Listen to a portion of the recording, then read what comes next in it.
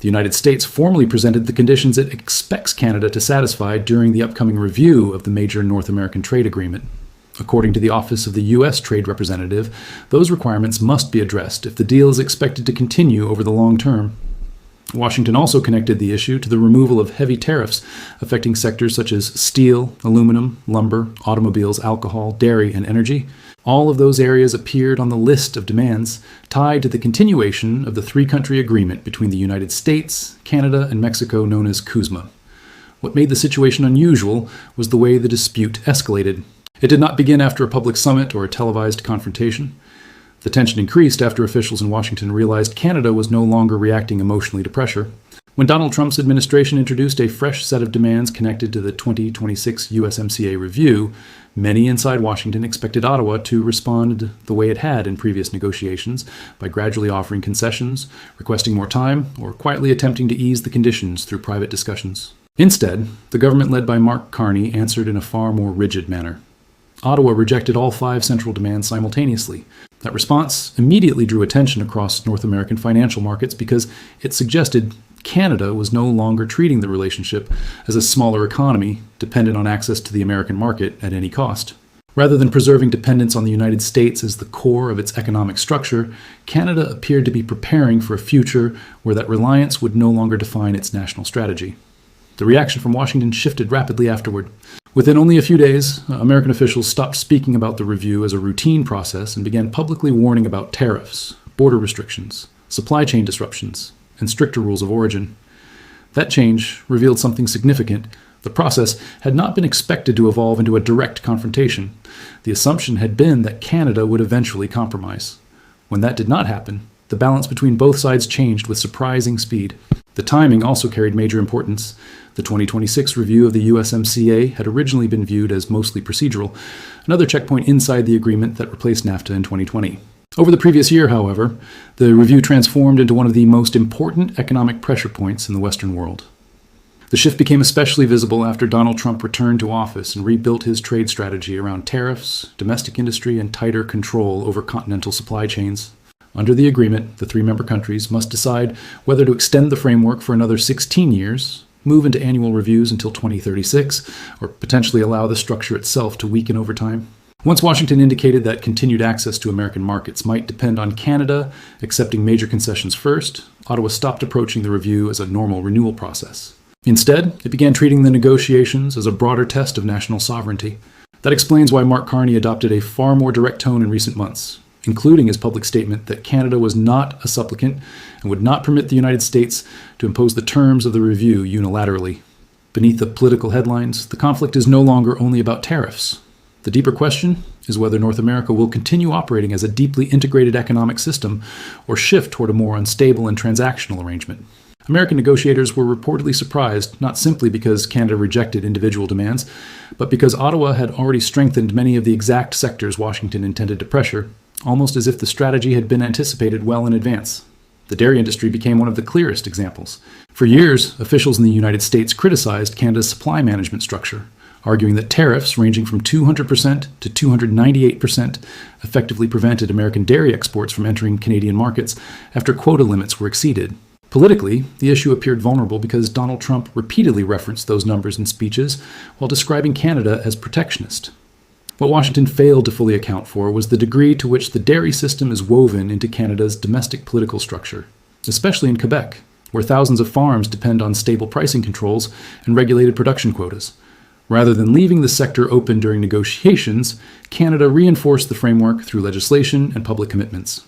Those measures made major concessions increasingly difficult, even if Ottawa later chose to compromise. That decision altered the leverage balance completely because a policy area that had previously functioned as a bargaining tool suddenly became politically and structurally untouchable. A similar pattern emerged in the digital media sector, where the financial stakes are extremely large. Canada's Online Streaming Act and Online News Act are not symbolic measures. They directly affect major American companies including Netflix, YouTube, Spotify, Meta, and other platforms that dominate Canada's digital market.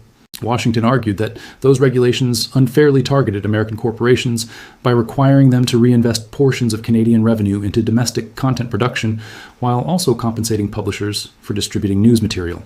From Ottawa's perspective, however, the debate was never solely about revenue. Canadian officials viewed the issue as part of a broader effort to preserve cultural identity inside a market located beside the largest media ecosystem in the world. The scale of the dispute is substantial because billions of dollars are connected to these regulations over the coming decade. That means the dispute extends far beyond streaming charges or compensation for publishers. At its core, the struggle concerns control over information networks, advertising income, public attention, and ultimately the cultural identity of a country that has spent decades trying to stop its domestic media industry from being completely absorbed by American technology platforms. Another major issue involves procurement policy. On the surface, it appears technical, yet it has become one of the most politically delicate areas in the entire confrontation. Washington demanded wider access for American corporations to provincial contracts in regions including Ontario, Quebec, and British Columbia. Officials in the United States argued that Canada unfairly favored domestic suppliers in public infrastructure projects and government spending programs. The challenge for Washington is that the argument quickly collides with America's own policies, because the United States aggressively shields domestic industries through Buy American provisions connected to federal contracts, military expenditures, energy developments, and infrastructure initiatives worth hundreds of billions of dollars. Mark Carney's administration recognized that making concessions in this area would weaken Canadian manufacturing at the exact moment Ottawa is attempting to expand industrial capacity. It would also create the appearance that Canada was abandoning policies the United States openly applies itself. Instead of retreating, Canada intensified efforts to direct procurement spending toward Canadian companies, especially in industries linked to electric vehicles, battery supply chains, and critical minerals. Those sectors are widely expected to shape competition in clean energy and artificial intelligence throughout the next decade. Beneath every one of these disputes sits the issue Washington has largely avoided addressing directly: energy. That may be the single largest reason both sides understand there are limits they do not want to cross.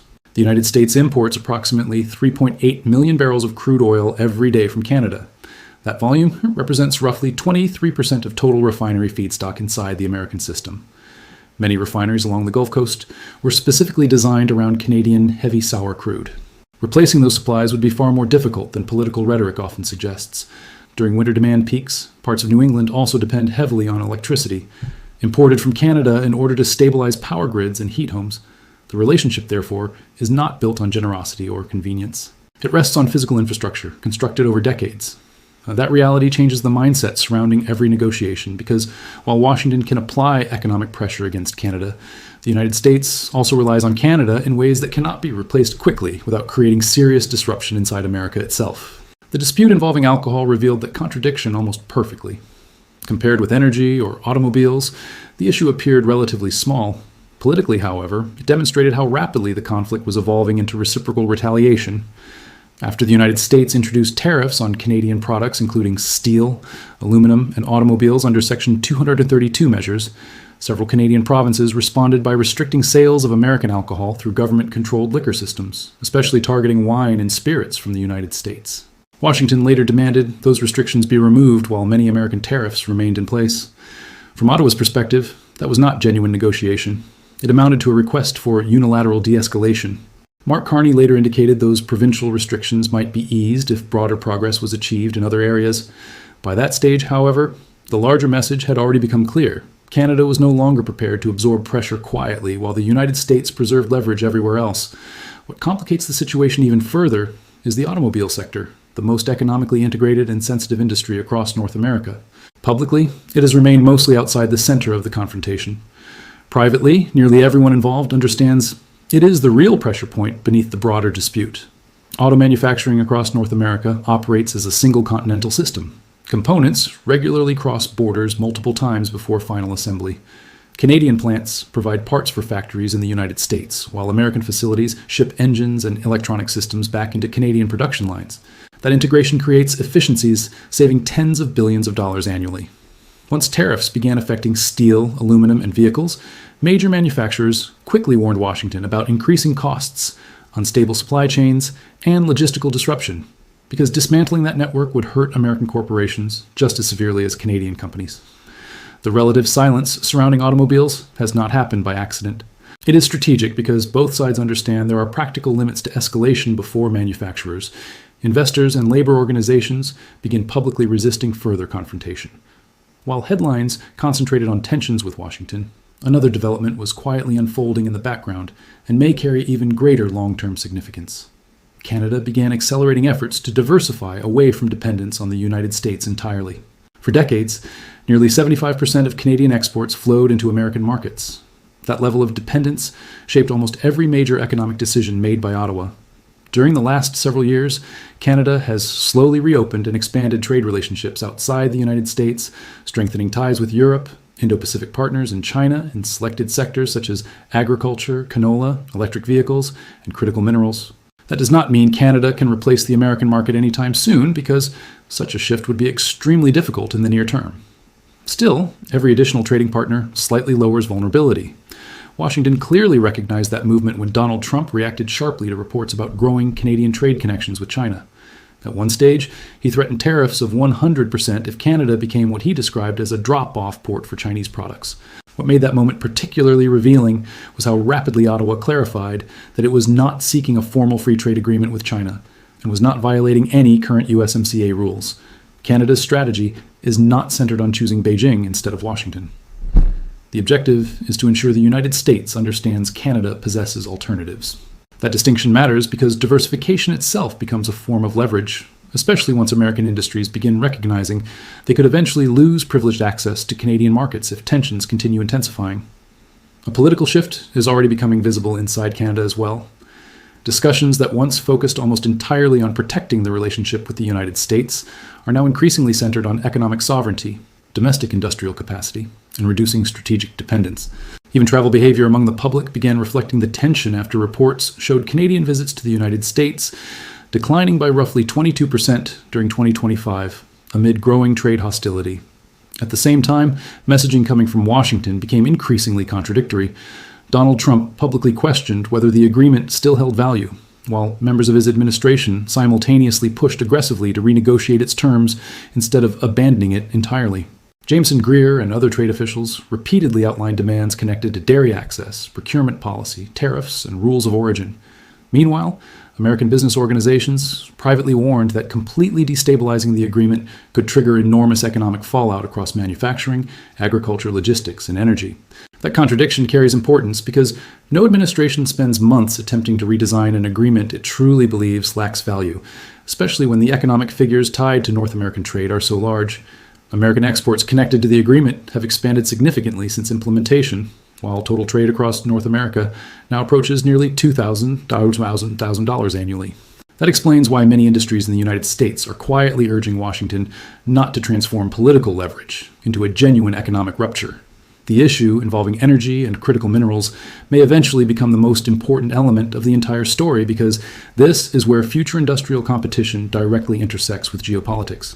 Canada holds enormous reserves of lithium, nickel, cobalt, graphite, uranium, and rare earth minerals. Those resources are becoming increasingly essential for electric vehicles, battery production, semiconductor manufacturing, and artificial intelligence infrastructure. All of those sectors are considered strategically critical by the United States in its broader competition with China.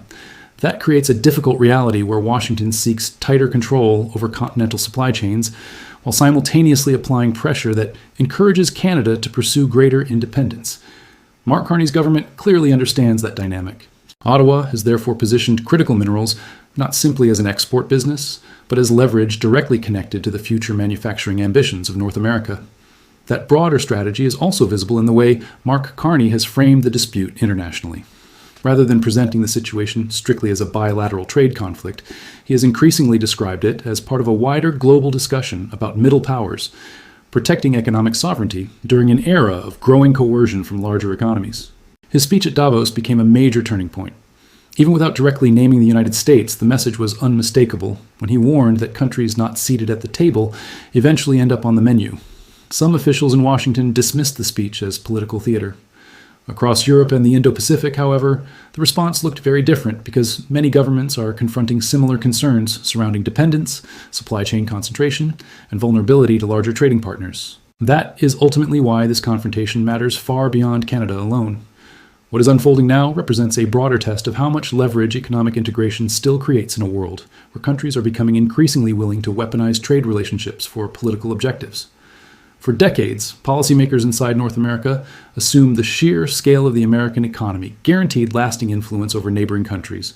Canada's response over the last year suggests that diversification, domestic investment, and strategic alignment may offset at least part of that imbalance if pursued consistently over time. The 5 rejected demands therefore became symbolic of something much larger than dairy quotas or procurement agreements. They became evidence that Ottawa no longer believes the previous model of dependence automatically guarantees long-term stability. This story is continuing to evolve, and the consequences could reshape the economic balance across North America for years to come. Stay tuned for more updates and deeper coverage on the geopolitical and economic shifts driving this confrontation. Please leave your thoughts about this content in the comments below. Thanks for watching. See you in the next one.